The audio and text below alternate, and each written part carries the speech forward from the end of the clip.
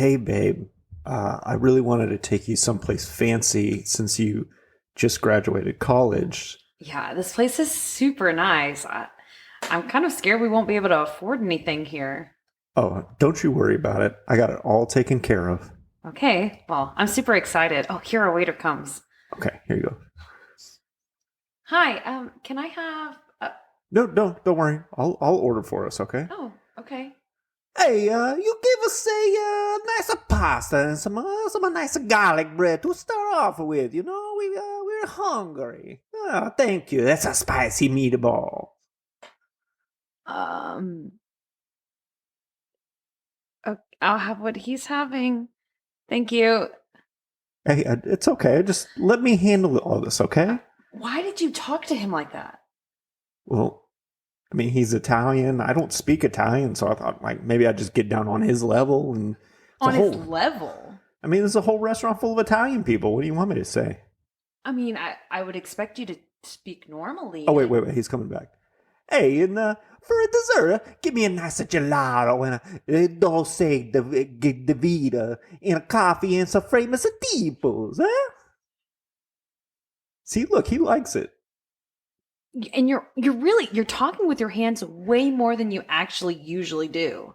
Well, I know that Italians talk with their hands a lot, so, you know, like I said, I don't speak Italian. I'm just trying to get on their level.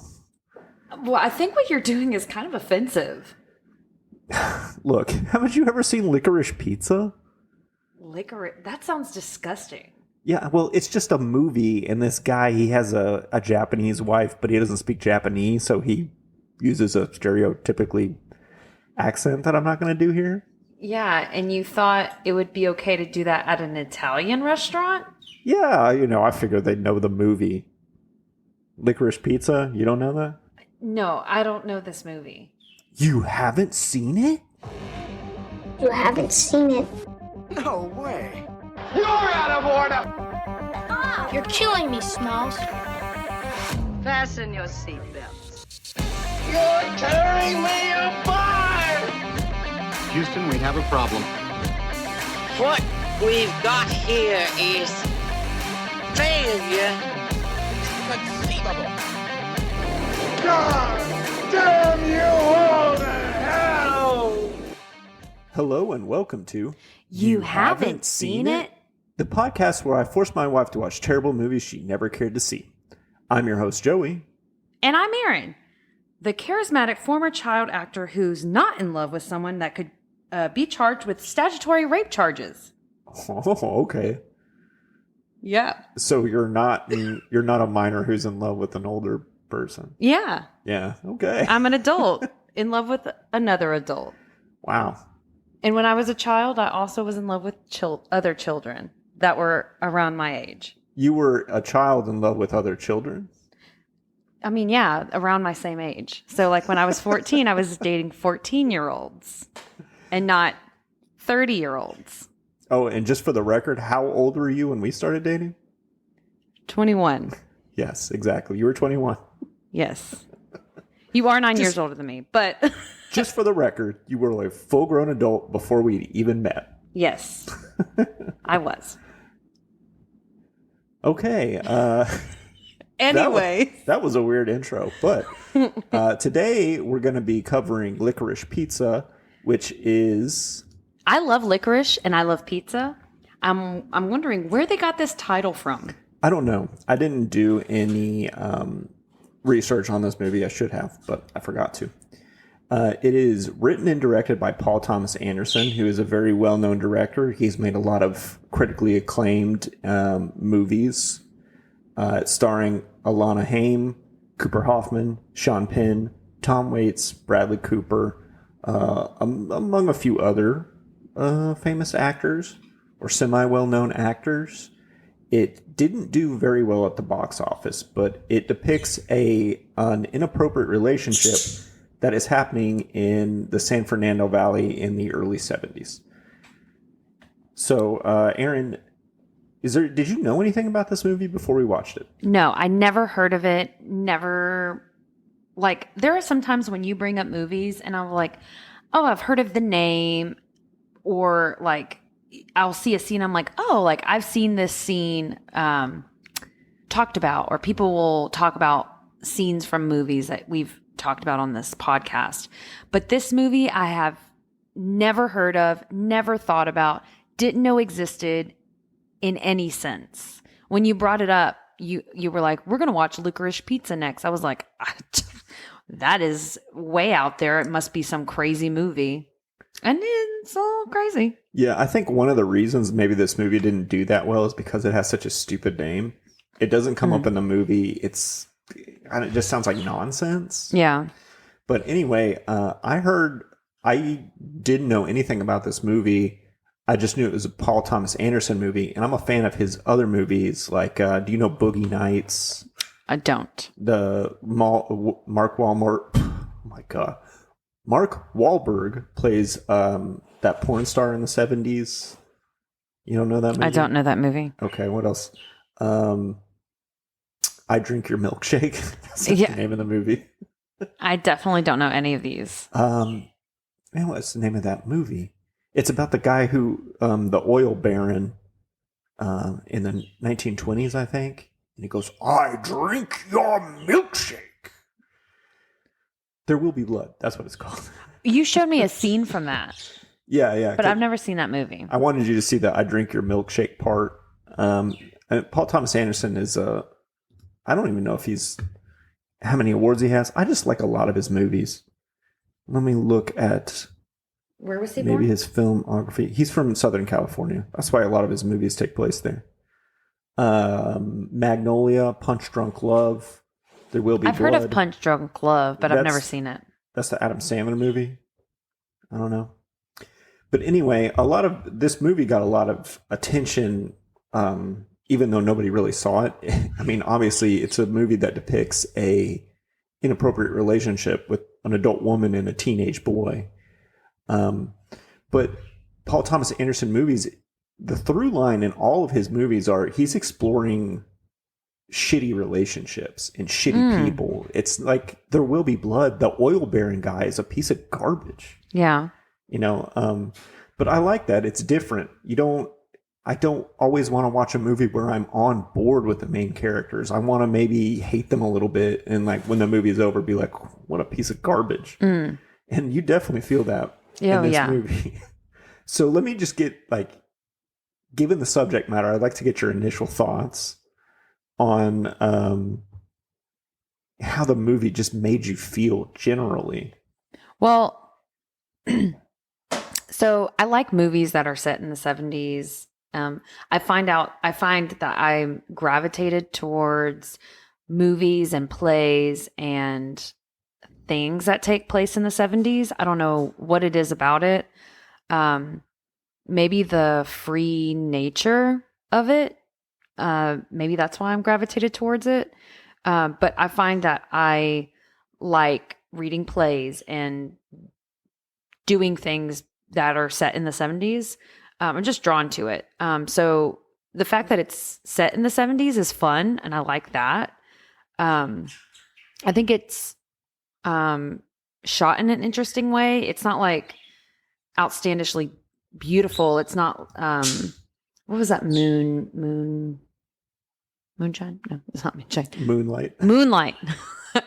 Moonlight. That movie is beautiful. It's a beautifully shot movie. And this movie is not beautifully shot like that, but it's interesting and fun. You know, that's funny that you mentioned that, because these movies are kind of antithesis of each other a little bit in a way when you think about it. I don't really know how to elaborate on that, but it kind of is. Because it's about a kid, but it's about like a black kid growing up in a low income area versus this is like a white kid growing up in Southern California who kind of just does whatever he feels like doing and nobody messes with him. It's like they're opposites in a way. Yeah. Something else that was that kind of like struck me about this movie is that there's a lot of things that are happening in the movie, and like the the kid, he's constantly changing what he's doing.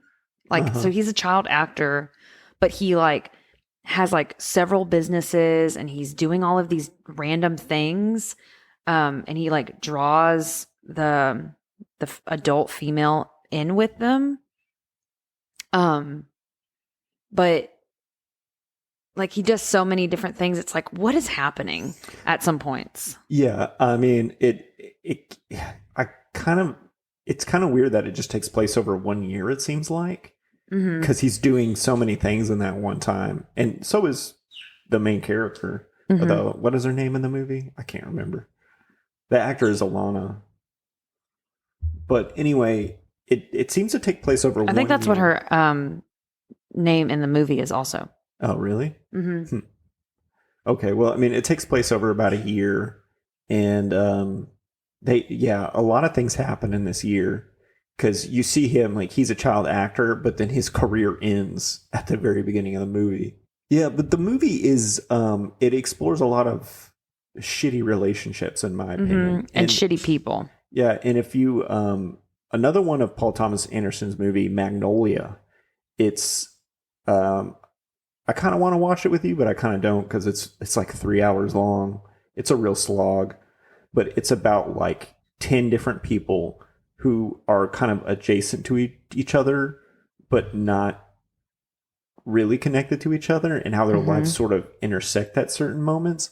But all the people in the movie like kind of suck, and you don't like them, except for maybe like one character. The one or two characters are actually likable. I have no idea. That's kind of what I feel like this movie is like. It's just like, where were you going with that? And it's just like, meh, whatever. I'll move on to the next thing. Yeah, this is not your typical like beginning, middle, end type movie. It's sort of what's the word that I'm looking for? Where it just kind of it goes. It's sort of nobody's really different at the end of it. It's you just meet a bunch of kooky characters along the way. I have no idea. I'm speechless. I have no idea how to describe this movie, because like the plot is like the only through line is their relationship of them getting together. Right. Yeah, it's the whole movie is just about the relationship. There's not really a plot. The relationship, them getting together and then separating from each other and getting back together and separating from each other. That is the movie. Yeah. And then finally, at the end of the movie, they're together. Spoiler, but they are, and you don't really like it because at this point in the movie, you're just like, these people are trashy. I don't like them. And it also has like it incorporates, it's kind of Forrest Gumpy in that way that like events of the 70s are just happening around them, like the oil embargo. But it's different from Forrest Gump because they aren't directly involved with it. Yeah. So what did you think of it as just like an exploration of relationships? It made me think about some of the relationships that friends of mine or people I went to high school and middle school with were in, because there were a lot of people that did have inappropriate relationships. Yeah. And so maybe think of a lot of them and how it was icky. Right. But that's a good. So it made me feel like, my feelings whenever I was younger were justified. Yeah, it's true. People will probably get mad and saying like, "Oh, you shouldn't be depicting a relationship like this in movie." And my argument would be like, there are real relationships like this. Yeah, there's a lot of them, and even famous people like, who was that famous singer, Jerry Lee Lewis, who married his like 13-year-old cousin. Oh my God. Yeah, like this shit happens. Yeah, and not even just like that. Like there are plenty of celebrities that are doing very inappropriate things with children. Yeah. And so it's shining a light on that. I think it's an important thing to like look at. But it was just an interesting way to do it. Yeah, I'm also glad it wasn't about like a famous person having an inappropriate relationship. I like that it was about normal people. If you could say he was normal. Well, these are like they're Yeah, normal. they're to normal. Me. They're not normal for a movie, but like I think that's what I like a lot about Paul Thomas Anderson is like the characters in his movies seem more like real people. Yeah. Than other movies. I really want you to watch There Will Be Blood. Like, I think that's one of my favorite Paul Thomas Anderson movies. But the main character in that movie is just an awful person. I think almost everybody in that movie is pretty awful. Anyway, and is there any other thoughts that you want to talk about?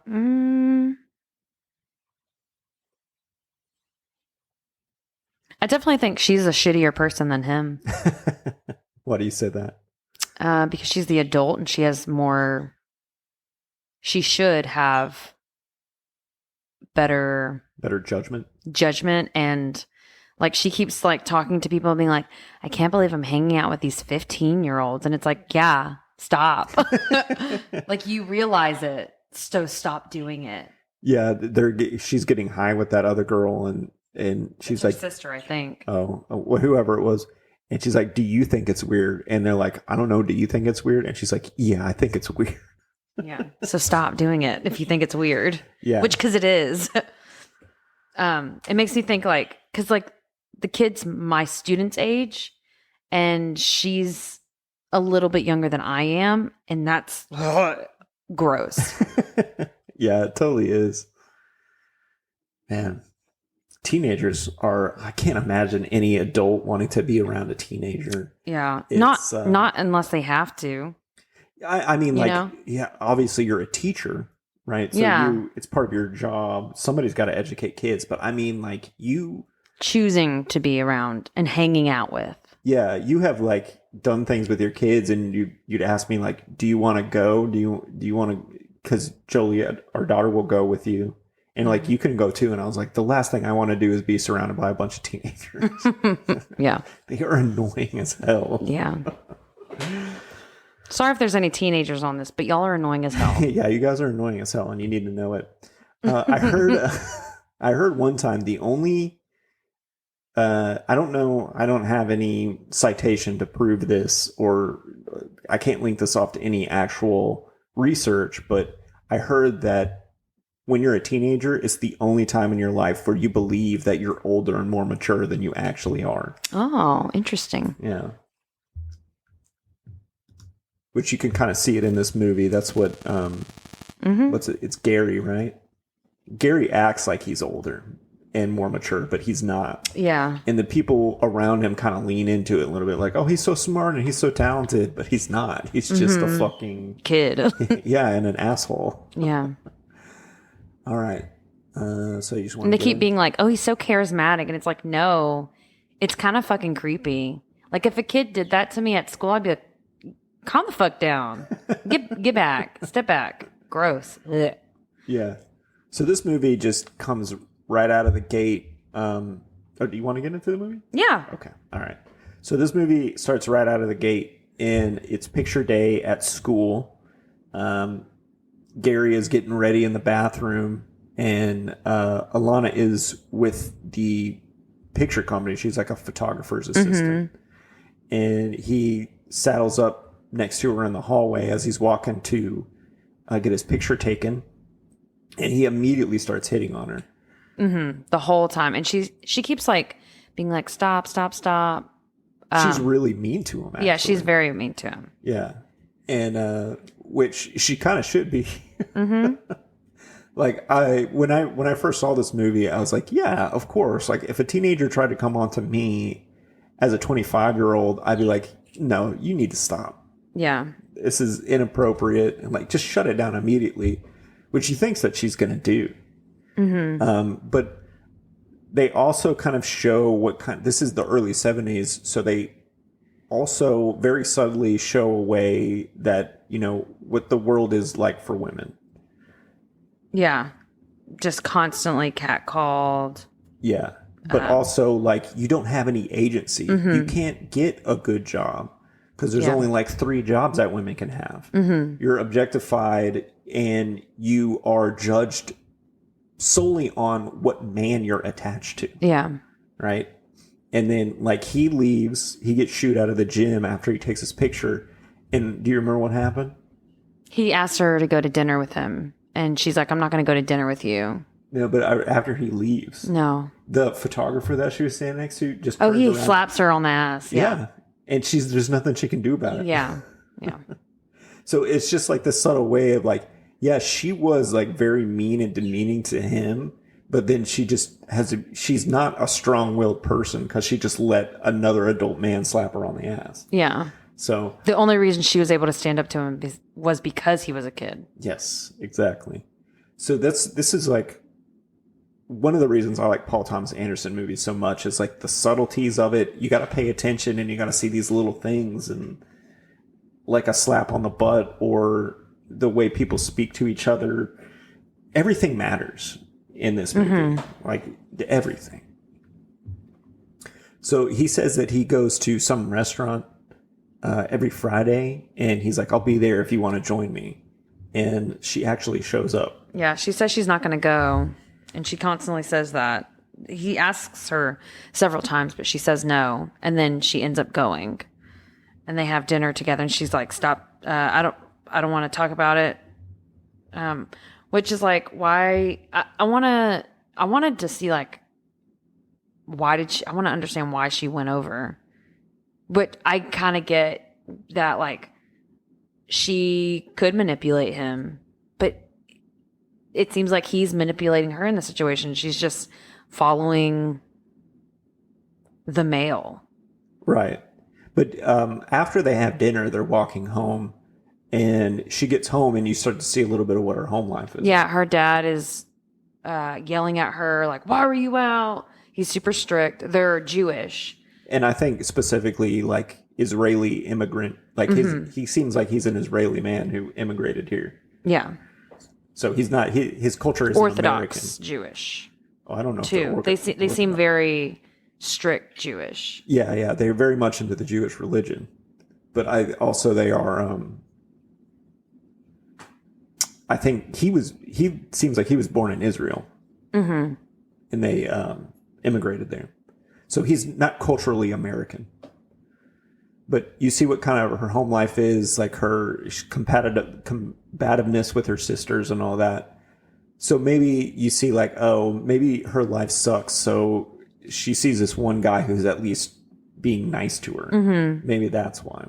Well, they go to PR. Yeah, so she finds out that his mom has a business where she's his manager, and she also like I guess manages other people, and she like has like they're managing a restaurant or something. Well, no, it's a PR business, so that's why the guy who owns the Japanese restaurant with the Japanese wife shows up, and they're like, oh, we wrote this whole thing, for. Oh, okay. So it's like something that's going to go in like a newspaper or something. Yeah. Okay. And this is when we meet this one character who I don't know the name of the actor, but he's in a lot of stuff. He has a Japanese wife, and he doesn't speak Japanese, so I want to do it, but I won't. He puts on a very, very stereotypical, offensive portrayal, like it's Mickey Rooney at Breakfast at Tiffany's level offensive. Mm. Have you ever seen that movie? Yes, I've seen Breakfast Club. Yeah, it's bad. Yeah. And you're like, whoa, you're like really taken aback by it. And you're like, what's this all about? And then she starts speaking, his wife starts speaking in Japanese, and he starts talking to her like this, but he doesn't talk to anyone else in this way. He only speaks to her that way. And then they're like, oh, are you trying, like, we're trying to understand what you're saying. And he's like, oh, this is what she's saying, even though that's probably not what she said at all. Right. Yeah. He said something about like, shouldn't we mention the food more or something like that? But then everybody kind of treats him like it's normal. So again, this is the early 70s. People treat their wives badly. People are not very culturally sensitive around this time, even less so than now. Yeah. But so that's pretty much the end of that. And then he goes and has dinner with his mom or lunch or something. And she's like, "Oh, I'm busy, and I can't chaperone you to your TV show that you're supposed to be on in New York, so you can't go." Yeah. And he goes, "Well, I could get a chaperone." And then it cuts to Alana on the plane, riding next to him as his chaperone. Right. And then who is that? What was that guy's name? I don't. She gets kind of interested in this one actor guy who's another adult. I can't remember his name though. I don't know. I didn't write it down. Anyway, well, he's on the Righteous Gemstones. Mm-hmm. That guy, but they flirt on the plane, and it makes Gary jealous. Yeah. And then Gary, he flirts with a flight attendant. So it kind of plays out the relationship that like. It's just jealousy back and forth. Yeah. Kind of, which is not a healthy thing. Like nothing about their relationship is ever healthy at any point in the movie. Even if they were the same age, this wouldn't be appropriate. Why do you keep looking at our birds there? I want to make sure that Hendrix is eating. Because every time he goes to the bowl, he doesn't actually eat anything. Oh. Because I think he's scared to eat. Yeah, I remember reading that or seeing somewhere that a new bird in the house might not eat for a while. Yeah. But I think it's because he's scared to eat around Dia. Dia, he might be. I think he's scared Dia's going to promise. attack him. He'll be fine. Okay. Anywho. Yeah, and then I swear that woman that is on the trip, like the main star of that TV show, I swear she was on the Brady Bunch, but maybe She had a fantastic accent. It was hilarious. Oh, you thought so? What was her accent? I can't remember exactly because it's been a week and a half since we watched this movie. But she had some type of accent. And I was like, that was a pretty funny accent for this actress lady. It was probably like this or something like, I don't know. It wasn't like that. Yeah. But stereotypical, like Hollywood, like New York. Like maybe Mid-Atlantic, that fake accent that they used to use in the 40s. I don't remember. I can't remember because it's been so long since we watched it. Yeah. So they do a little dance number, and in the show she has like 12 children or something like that, and they're running around singing and having a pillow fight. And then at the end of the piece, Gary decides to hit her, the main star, with a pillow. And she seems like it's okay, but then they get backstage and she literally tries to attack Gary. Well, before that, like they like line them up and they're like saying something. Oh, right. Yeah. And he's like, I'm going to tell a joke at the end, and the joke is for you. And so the one guy, the quote unquote cute actor, he says like, "Oh, I've been on NBC or something like that." And then he goes, "I'm on, what was that? Something Beaver." And he goes, "Oh, you're on Leave It to Beaver?" And he goes, "No, just Beaver." Yeah. Like, yeah. and everyone's just like, "What?" Yeah. Because he's talking about vagina. Yeah, obviously beaver's a euphemism for vagina. Yeah, but it was not good. No, it was not a good joke. It was very much like a teenager making a bad joke who's like, it's vulgar, so it's funny. Yeah, yeah. And then he gets attacked by the woman backstage, and Alana talks with the other actor that was flirting with her, and she's like, Is she like that all the time? He's like, yeah, pretty much. So apparently she's just, an asshole star with a huge ego. And then after they get back on the plane, or they get back I don't really know what happens, but she starts hanging out with the other actor. And Well, yeah, they're actually dating. yeah. And Gary sees it and he starts getting really jealous. Yeah. He sees them at the drive-in when he's there with his mom, and he gets jealous. And I don't know what happens to like stop them from talking. Oh, we'll go over it in a minute, but I want to bring up the part, remember the suit audition?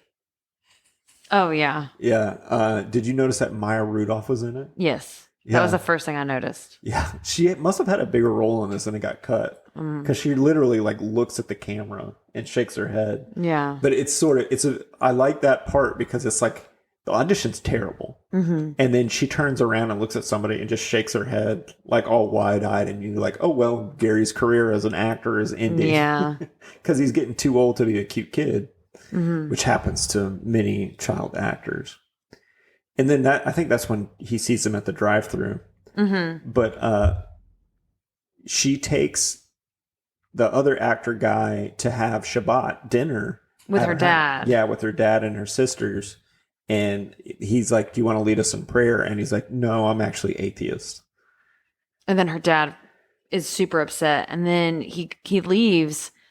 And then her character goes out to the car and she's like yelling at him. She's like, what does your penis look like? And he's like, what? She's like, what does your penis look like? Just normal, I guess. That's what he said. Oh. And then she goes, is it circumcised? Yeah. Because circumcised equals Jewish. Yeah. But there's so many people that are. I wonder in the 70s if it was common for people to be circumcised in the 70s. I think so. Americans for sure. Mm-hmm. I think North America, like Canada and the United States, for some reason they circumcise most male babies, and I don't know why. And I'm not sure about Canada either. You can write in if you're Canadian and you have an uncut dick. But sure.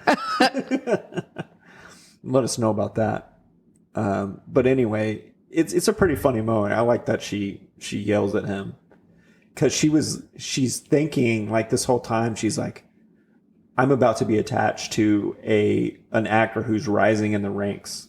Mm-hmm. And then like that whole interaction with her father, like she watches it go down in flames.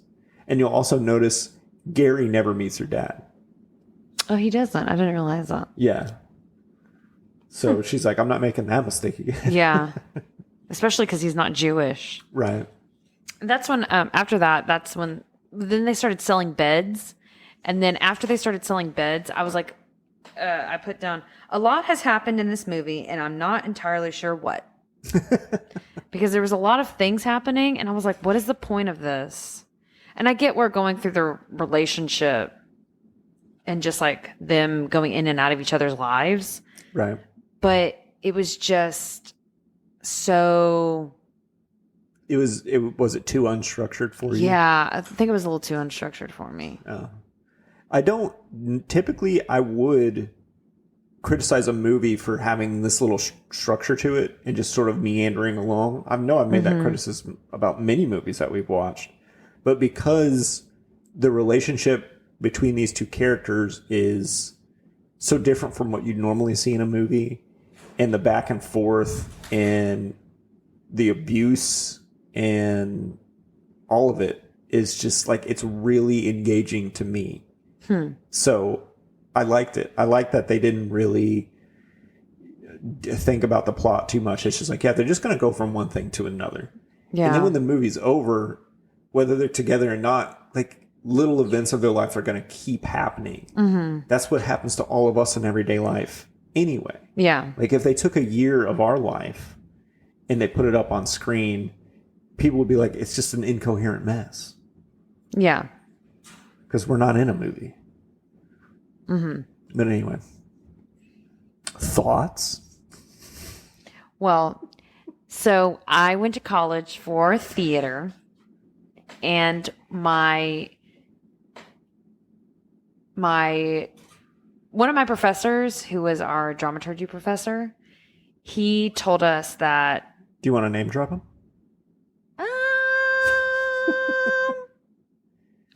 I mean, I went to UH. It was Albie, right? No, it was. No, I didn't actually get to meet Albie. Yeah, he died before you. Yeah. Before you went to school there. Oh, that would have been so freaking cool. Hey, no, but we know. We know someone that met Albie. I think I know 2 people. Really?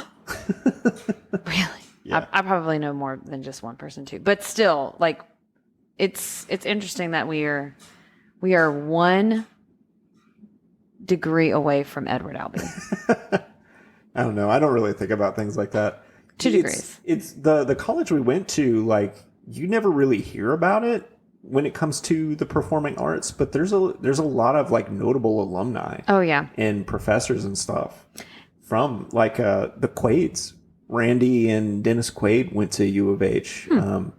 Maybe who's the ballet dancer guy? Patrick Swayze. Patrick Swayze. Did he? I think he did, but I'm not positive. He's from Houston. I know that, Yeah. but I don't know if he went to school there. I definitely know he was in the ballet, Houston Ballet. Yeah, he definitely was. And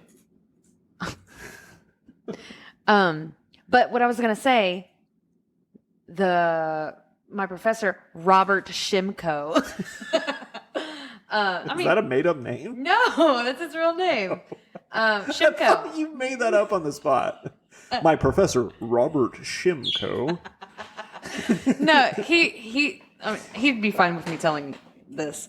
I mean, there's not much that I know about him that I don't know much about his life. I know he has a baby. Oh, good for him. Anyways, he told us in his class, in one of our classes, that plays are about big events, because if we just put our daily lives up on stage, it'd be boring, which I kind of feel this movie is a little bit boring because it is so much like our regular lives. And I think that might be why I'm not like super keen on it. It's because it's just so mundane. And like, I know that they're doing some things in it, but I was just like, these people are just doing shit. Yeah, you dislike it for the same reason I like it. Mm-hmm. But one of the reasons I do is because movies aren't like this anymore. Movies, every Marvel movie, every Transformers movie, every Fast and Furious movie is about this big, extraordinary event that may end the universe or whatever. And I'm tired of fucking seeing that.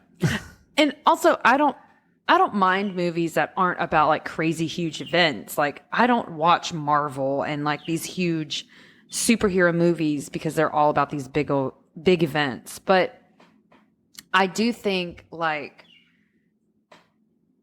I like watching movies that are about life and are about like important moments in life. Whereas this one, it seemed like it was just events of life, and it wasn't like a big moment. Right. It wasn't a big moment in someone's life, is what I mean.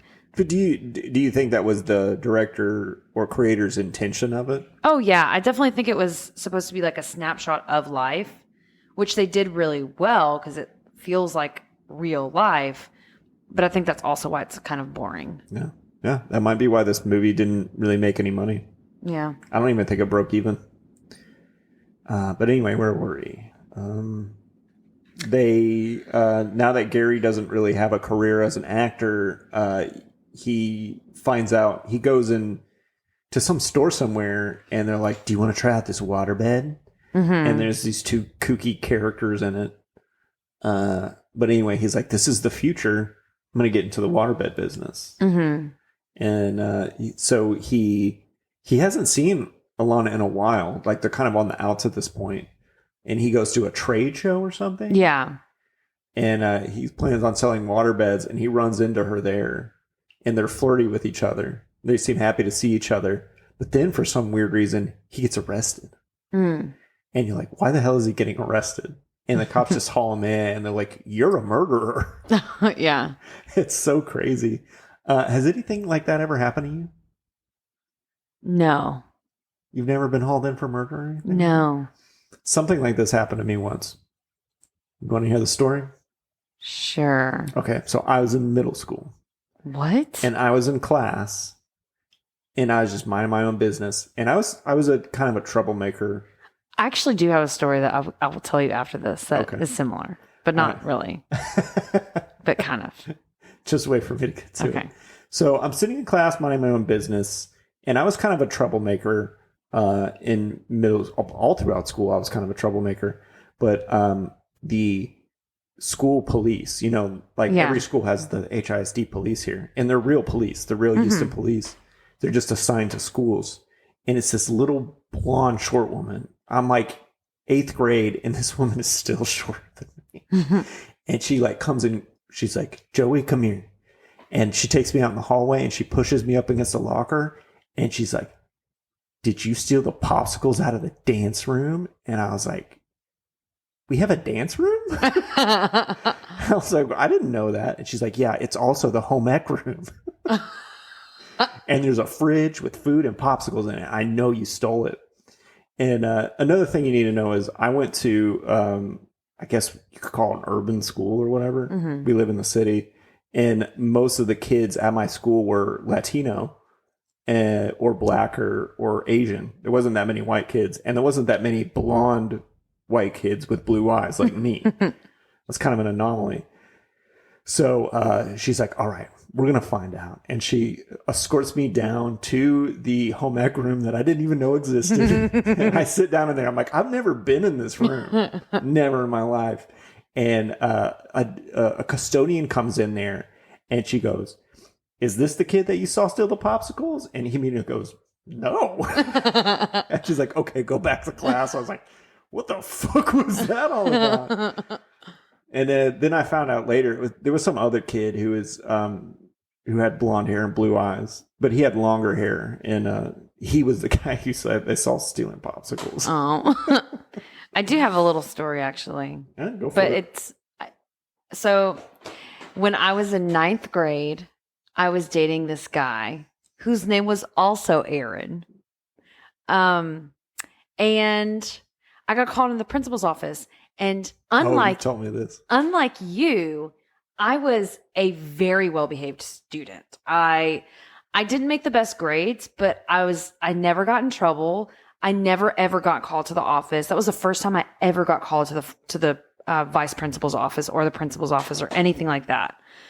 And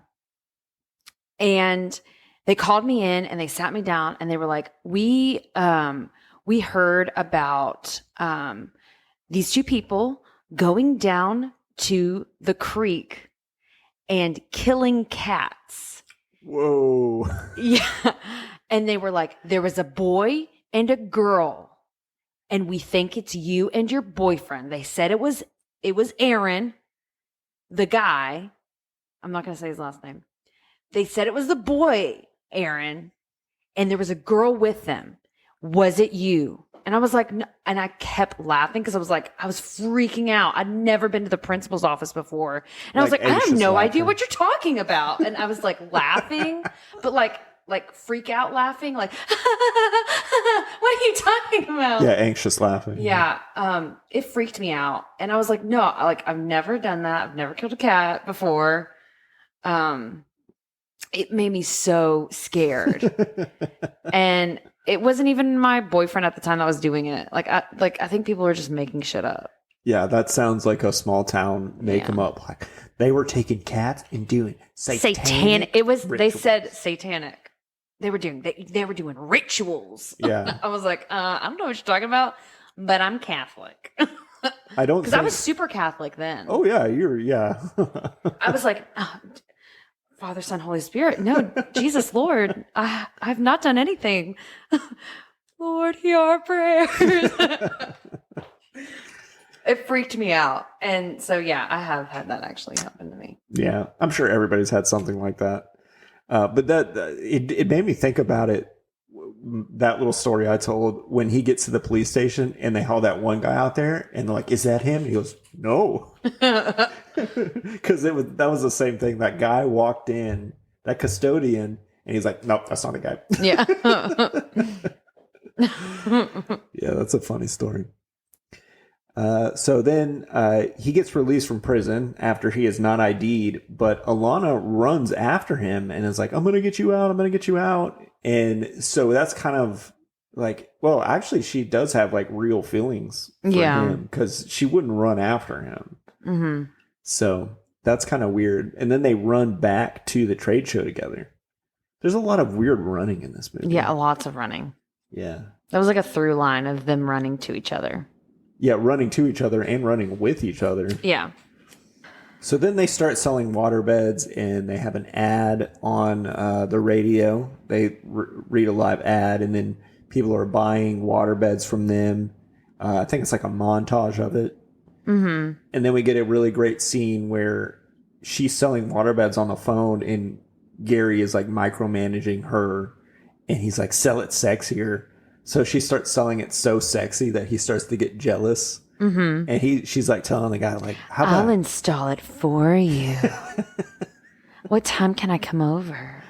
And like, it was, and then she says, she has a great line, he says like, he's like, don't sell it like, I don't remember what he says. I don't remember what she says, but she goes, if you tell me to sell it sexy, I'll sell it so good. It's like, I don't remember what she says. It was a good line. Yeah, it was. That part I really enjoyed, and her performance was quite good. She's just torturing Gary. It's pretty great. So then they go to, we go back and we meet the douchey restaurant owner, and they get there, and he's like, Gary says like, oh, hi, Miyoko. And he's like, oh. That's not Miyoko. This is my new wife. Yeah, so this is all kinds of levels of racism that he's like, he doesn't recognize that it's a different woman. Yeah. And also this guy just traded in one Japanese wife for another. Yeah. In less than a year. Just like, yeah. You're gone. Yeah, out with the old, in with the new. And then that's when we find out that he actually doesn't speak Japanese and he can't understand anything that they're saying. Yeah. Because she says something to him and he says something really racist, like in that racist accent back to her. And then Gary goes, what did she say? And he goes, oh, I don't understand Japanese. Yeah. And I don't think it's the director's intention for you to be like, this guy's funny. Like, oh, no, it's definitely to be like, this is a shitty fucking guy. Yeah. It's just, they're trying to like be of the time and show what a douchebag like that would be like back then. Mm-hmm. Like somebody who would, I mean, it happens now. You hear about maybe like a white guy who's married to a black woman or an Asian woman or a Hispanic woman, and they just say like they totally put their foot in their mouth in front of their own spouse just because they still don't understand like what the struggle of like being a minority in America is. Mm-hmm. But in this movie, it's just like this guy is completely ignorant to anything. Like he just wanted a Japanese wife so that he could make a Japanese restaurant. And that was it. He doesn't care about learning the language or the culture or anything like that. Yeah, at all. He just wants to have a fancy restaurant that seems authentic, I guess. And then they go to Barbara Streisand's house to sell them a waterbed. Right. I didn't tell you who this guy was, but Bradley Cooper. I love how Bradley Cooper plays this guy too. Mm-hmm. Like this is, he's depicting a real life film producer by the name of John Peters. Okay. Which I'm sure you've heard of. No. But anyway, he's a very intense person in the movie, and he threatens Gary, like he threatens his brothers or something like that. Or I guess that was his friends, maybe. One of them is his brother. Yeah. And also a real life thing is like he says, because I'm from the streets. John Peters actually used to say that. There's you can find it. It's all over the place. But Kevin Smith, you know who he is? Mm-mm. He did like Chasing Amy and Dogma and Clerks 1, 2, and 3, Mallrats. No. Anyway, he's an independent filmmaker who's pretty famous. But he'll go on podcasts and he'll do like stand-up shows where he talks about meeting John Peters to do a Superman movie. Because this guy owned the rights to Superman. And he's like, you and I, we're going to get Superman right. You know why? Because we're from the streets. It's a really funny story. I'll tell anybody to look it up, listen to it. But Greg starts. Greg's like, "Oh, I've got to leave. You're going to set up the bed, and then I'll be back." And then you told me that Greg is going to be killed. Yeah, he said he tells Alana that Gary tells Alana that he threatened to kill Greg or something like that. Oh, I was confused about this part. Yeah, I was like, I kind of checked out a little bit because that dialogue scene between John Peters and Gary goes on for a while. Yeah. I think I checked out a couple of times. But anyway, the gas crisis is going on, like the big oil embargo of the 70s. So they can't get waterbeds anymore because they need crude oil to make the waterbed. So their business is pretty much bottoms up. And this is probably like one of the last ones they're going to deliver. But they leave the hose running in the house. And John Peters leaves because he says, I've got a date with Barbra Streisand.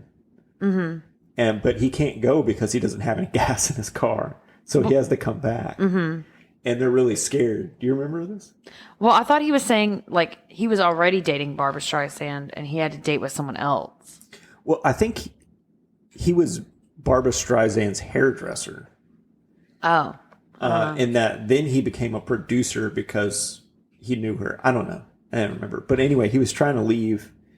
But they show him like he runs out of gas and he comes back and yells at his assistant.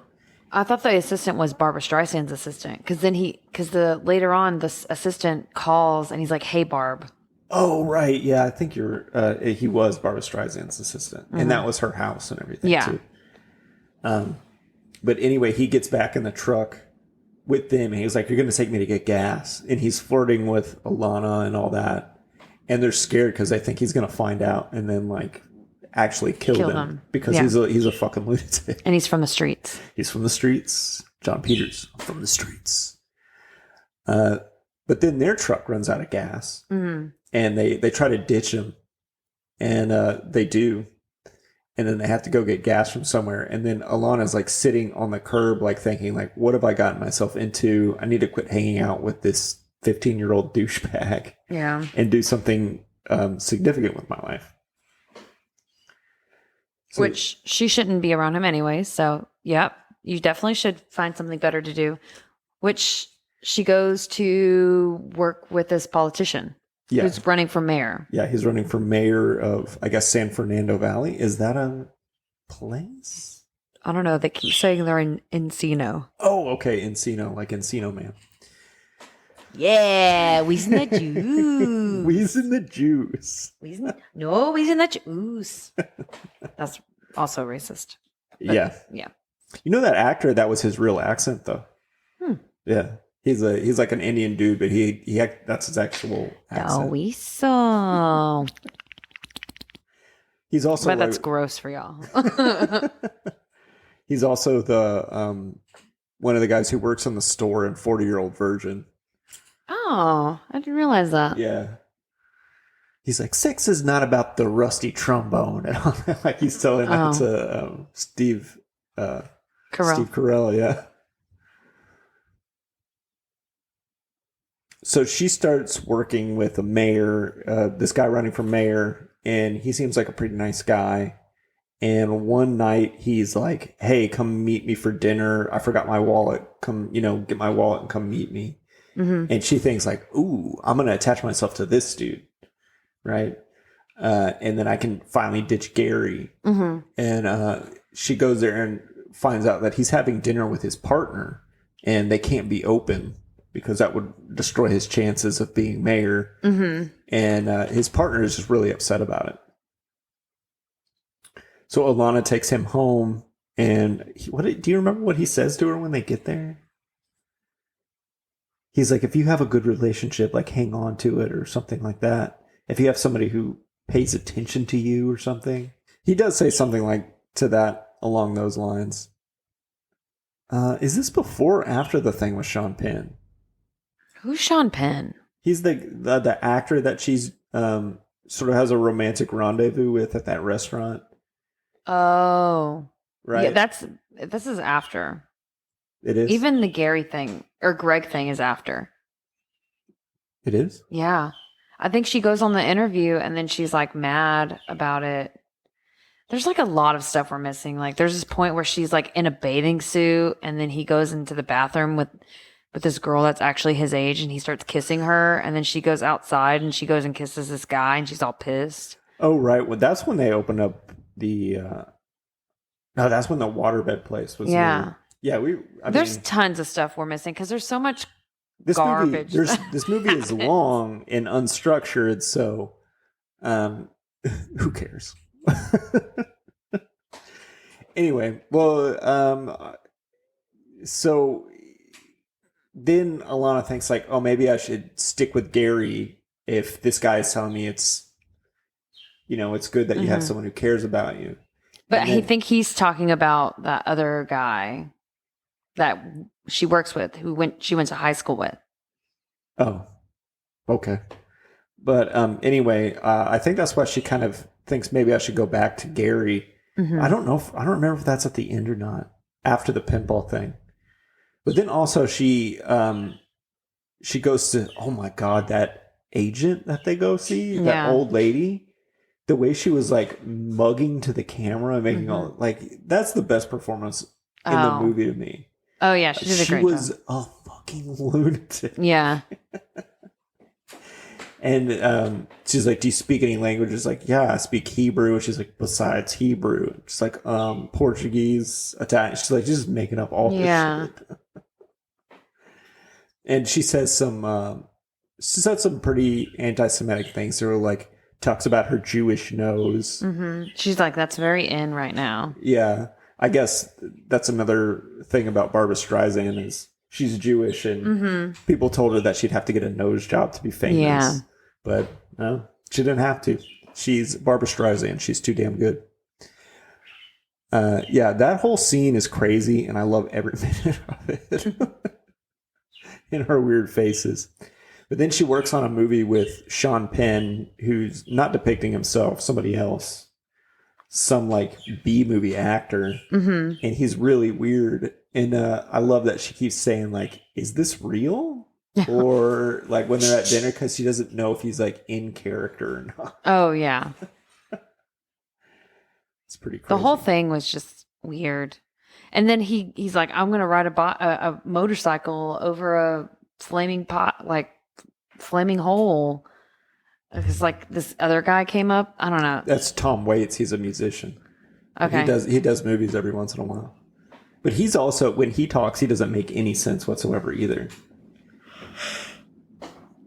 Violent yawn. I'm sorry. This movie just keeps going. Yeah. I just love every scene in this movie. The next thing that I wanted that I wrote down was when the water bed business is out and he finds out like pinball machines are in. And so he's like, I'm going to start buying pinball machines. And she's like, you're an idiot. Stop doing that. You need to do something better with your life. And she just goes full force into the politician thing.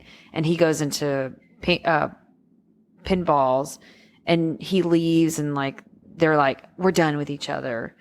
And then, so he opens up this pinball place and he like invites her and some other people.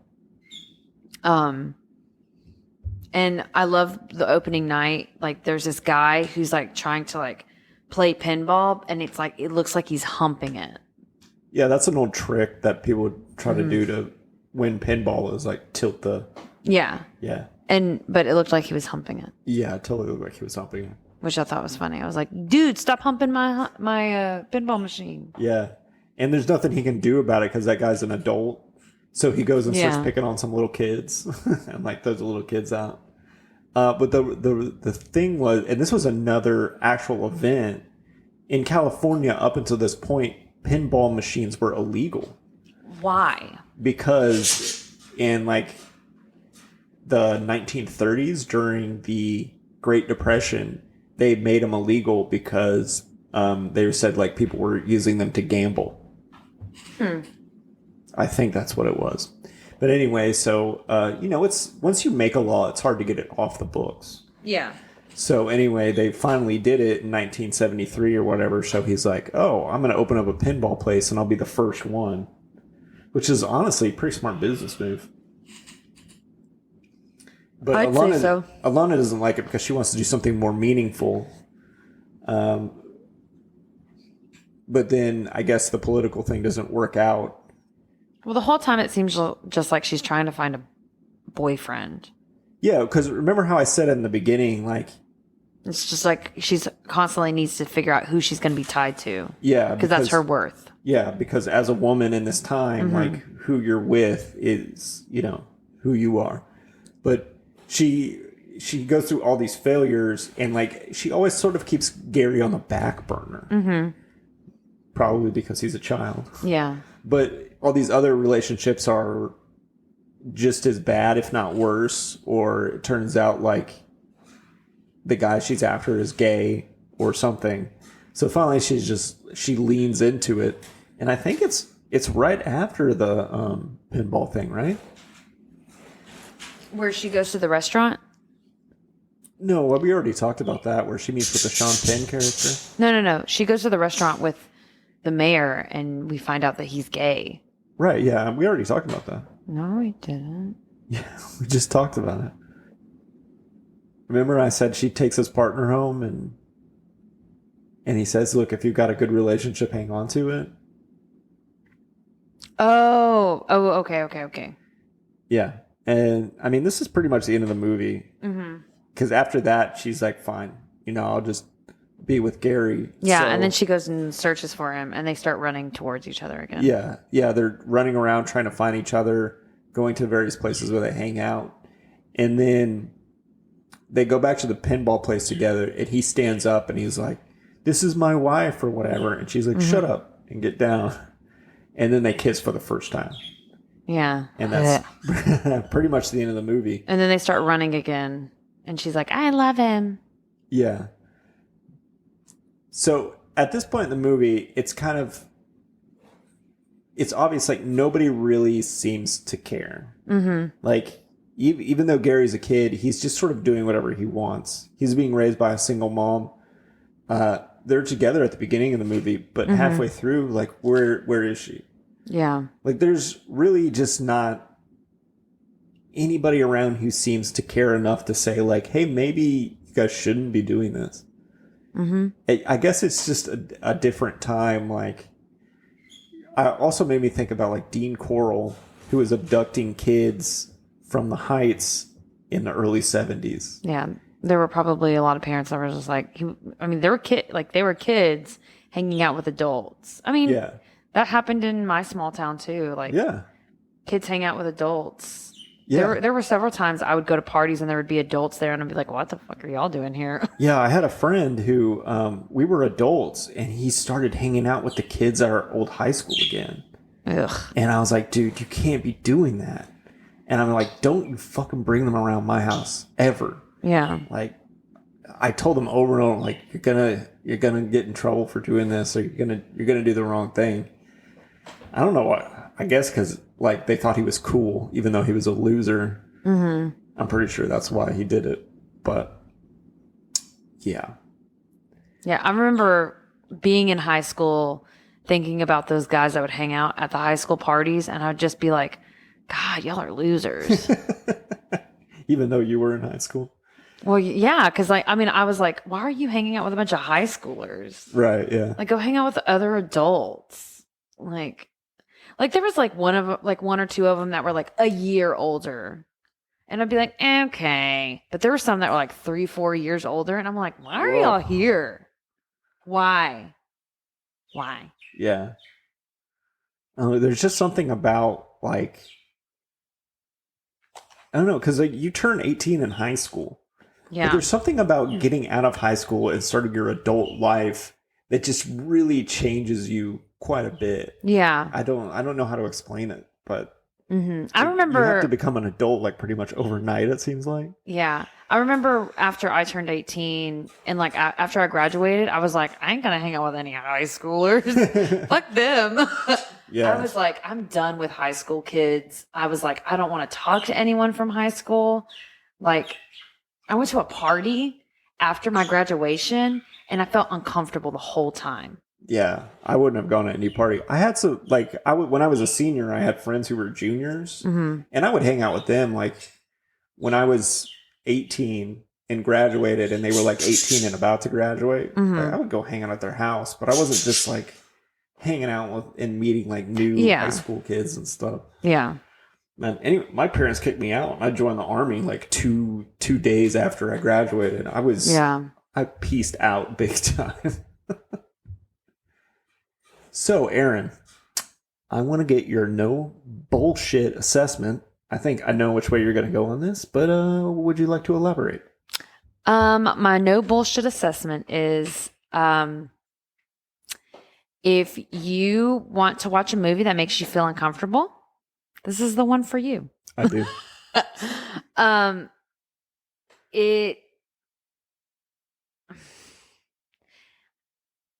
It's not shot badly, but I don't like the plot, and the characters are no one is likable. And I get like we're not supposed to like them, but like there was no one to root for, and I was like, what is the point of watching this if I don't like anyone? And it's just I just want to hate everyone, and I didn't like that. Like I want to like people in movies. You want to like people. I want to like at least someone, and I didn't like anyone. Not one character did I like. Actually, the Gary's little brother, he seemed okay. Yeah, well, that actor that she took to dinner, he seemed pretty cool. He was also a child. He was? Yeah, I'm pretty sure. No, I thought he was like an adult too. I don't think so. Oh. Because he was on that kid show. Well, there's always adult actors playing teenagers. Yeah. Like, look at Saved by the Bell. They were like 30 when that show ended. Yeah, but like, I think they were supposed to be like the same age. I don't know. I don't think so. I thought he was an adult too, but I could be wrong. I don't know.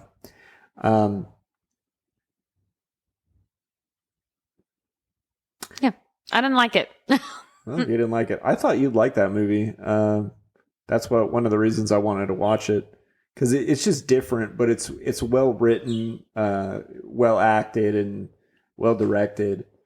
I think it hit too close to home, and I don't like movies that hit too close to my home. What do you mean it hit too close to home? Like, I know people that do things like that. Like, there were people that I went to high school with that were dating people that were way older than them, or there were people that I would like that I knew that were dating like high schoolers. Yeah, I did too. And I don't like that, and it I don't creeps. like it either. Well, yeah, and so I'm just like, every time I think of like people like that, or like people that remind me, like, what is that TV show that we tried to watch? I don't know. And it like they're You just watched all tons of TV shitty people, and I hated it. And it was, No, they weren't all shitty. But the main character, the dad, Shameless. I did not like Shameless. Yeah, because Shameless, it was too close to home, and I didn't like it. Shameless, I didn't want to watch as a TV show. I would have 100% been, if there had been like a 2-hour Shameless movie and that was it, but that's not something I want to tune into every week. These, like, Licorice Pizza is not a movie that I'm going to watch over and over and over again. But I like to take the road less traveled a lot when I watch movies. I've talked about how much I like bad movies. It's because whether it's bad or not, it takes a different path. Yeah. And it's a nice break from all the same Hollywood bullshit trash that they keep pumping out. Yeah. Well, I think I'm not saying you're wrong. Oh, you can say I'm wrong. I don't care. No, well, I'm not saying you're wrong. Like, I think of, like, this movie kind of reminds me a little bit of Juno, because there are shitty people in it, but there's also still people that I do like and I'm rooting for, and I couldn't root for anyone.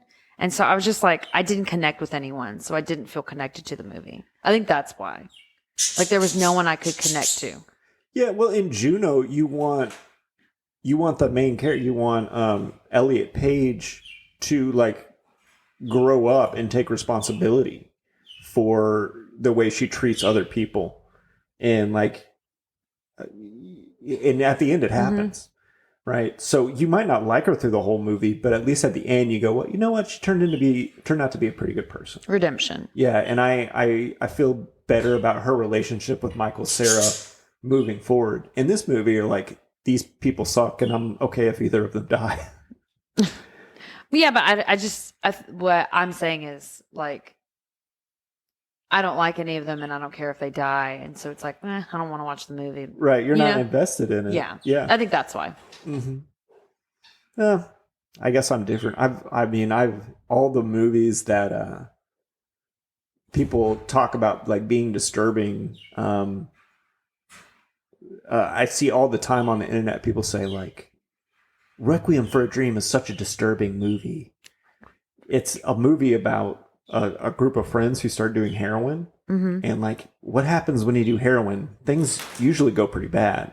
So their life turns to shit. And I'm like, yeah, that's what I expected was going to happen at the end of the movie. I'm not on board with these people to get cleaned up and get their lives together. Yeah. And I like stuff like that. I don't know what that says about me. Maybe I enjoy knowing that at least some people's lives are way worse than mine. Well, like with Moonlight, like he still becomes a drug dealer. Yeah, but that's not, the movie isn't about him not being a drug dealer. It's about him coming to terms with his sexuality. Yeah, I know. But I think like people watching that movie, they're going to say like, oh, well, I don't want him to be a drug dealer. I don't want him to become like the father figure he had, which, I mean, he ends up kind of doing. Right. And so like, he still is not a great person by being like a drug dealer. That movie goes out of their way to be like, even though he's a drug dealer, he's still a very sweet guy. Yeah. But the movie is not about him being a drug dealer. It's about him coming to terms with who he actually is. Yeah, I know. So yeah, and at the end of it, you're rooting for him the whole time. Yeah. And at the end, you're like, yeah, he finally told somebody. Yeah. You know, this Licorice Pizza is not that. It's trashy people doing trashy things. And honestly, I've been around for 39 years, and you've talked about the people from your hometown on this show a lot. And we talk about trashy people. I've met tons of trashy people throughout my life. Yeah. People who don't take responsibility for the shitty things they do. And this is a movie about those people. People rarely change. Yeah. Movies aren't real. Yeah. Yeah. I mean, you want to watch people change, but guess what? They normally don't. And I'm fine with people not changing. But what I'm saying is, you just don't like it. It's fine that you don't like it. I know I'm just explaining my my affinity for movies like this. Yeah. And it's partly because they're just different. They do something outside the normal box, but also I like to see depictions of real life people who, even if they are likable and they maybe just have a bad life, like I like seeing things like that. Oh my gosh, Hendrix, you were so loud. Yeah, our birds want to ruin our podcast. We might have to start recording this somewhere else. Yeah, in the closet. Okay, so that's going to do it for the movie. Yeah. And we're going to play a little F, Marry, Kill. Oh, okay. Are you ready for this? Sure. Erin, this is former child star edition, Fuck, Marry, Kill. You're an adult woman. Yes. And correct? And I'm going to do the adult version of them. Okay. You can do whatever you want, okay? So, or do I want to think about when I was a child also? you can do whatever you want. I'm just going to lay the names out there for you, and you're going to tell me, okay? Am I going to have a list of all three, or am I going to have to get one at a time and I put them where they go? Huh? JTT. Oh. Jonathan Taylor Thomas. All right, so we got one, Jonathan Taylor Thomas.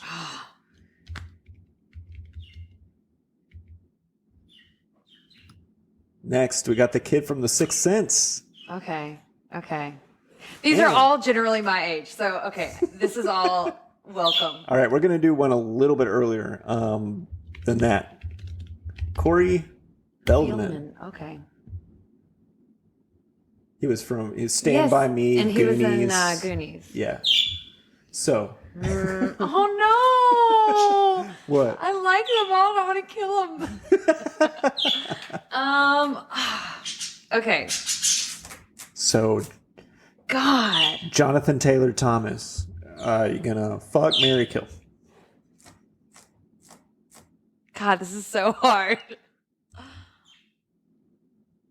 He was a big crush of mine. This is what he looks like as an adult now. Yeah, I know. Not bad looking. He's like anymore. he's about your age, right? I don't know. Maybe he's like a couple years younger than you. It says 81. He's older than you. Yeah, he's a little bit older than me. I'm 39. He's 41. I'd still go. I'm just kidding. What? I remember whenever I was. God, let me look at Haley Osmond. He was a cute kid, kind of a very average-looking man, though. He is very average-looking, but he seems very sweet. He's a nice guy. He was on the Doughboys podcast once. Oh, really? Yeah, he was delightful.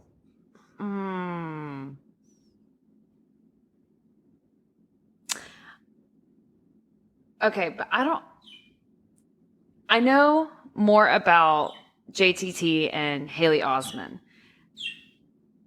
I know that Corey Feldman was in the Goonies, and he was also in Friday the 13th 4. Yes, I remember that.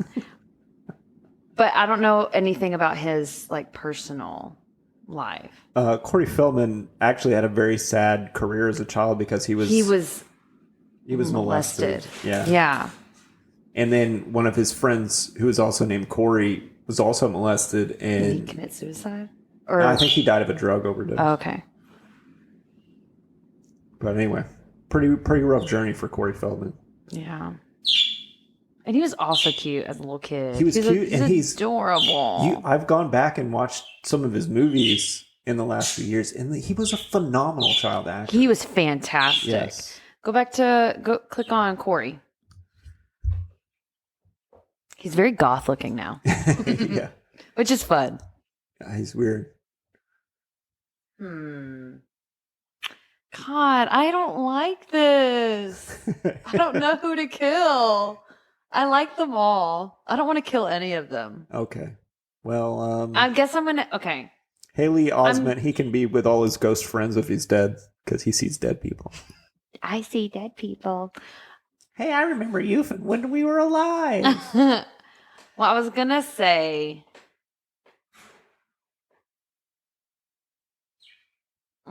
Okay, I'm gonna marry Corey. Why are you marrying Corey?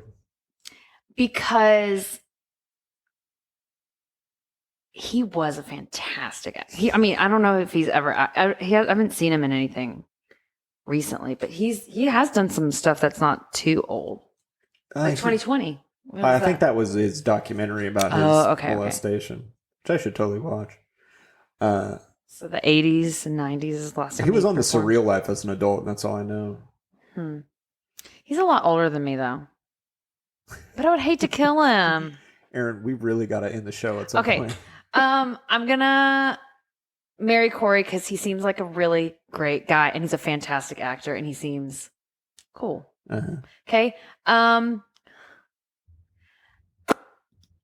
gonna FJT. JTT. He was my crush from The Lion King and Home Improvement. That boy was in every single thing. Yeah, he worked a lot. I was obsessed with him. I loved him. Me and my older brother. So JTT definitely, and I'm gonna have to kill Haley Osmond. Sorry, buddy. Sorry, you're gonna have to go hang out with your dead friends. He's a fantastic actor too. He is, and he seems like a really sweet guy. Yeah. I would also marry him if I could. Your runner-up.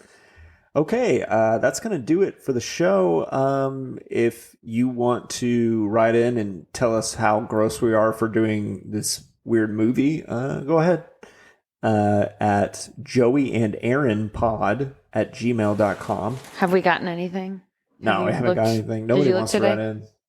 We should do really fucked up movies so we can get some hate mail. Did you look? Today? Yeah, I looked. Oh, I okay. looked.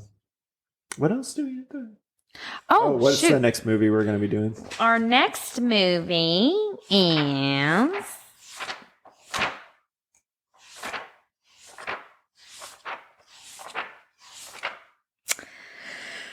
Whew. Oh, it's Pride Month next Pride Month. Yeah. So for Pride Month, we're going to start with The Laramie Project. This Yes. one is a tough one. Yeah, we're going to do a couple of Pride movies that are... we're going to do one kind of rough movie, I guess you could call it. A tragedy. It's about a tragedy, but it's an LGBT story. And then we're going to be doing a more upbeat movie. LGBT thing. I'll just say what it is. It's Can't Stop the Music. It's the movie from the 80s with the Village People and Steve Guttenberg. Also, for the Laramie Project, it is a play, but there's a movie version. And Joey hasn't seen it, and I have seen it. So it's going to be a flipped episode for our next episode. Yeah. So, And yeah. also, it's the summertime, and Erin is going to be... Summertime. She's not going to be in school, so we're going to release more bonus episodes. So be on the lookout for maybe an episode every week.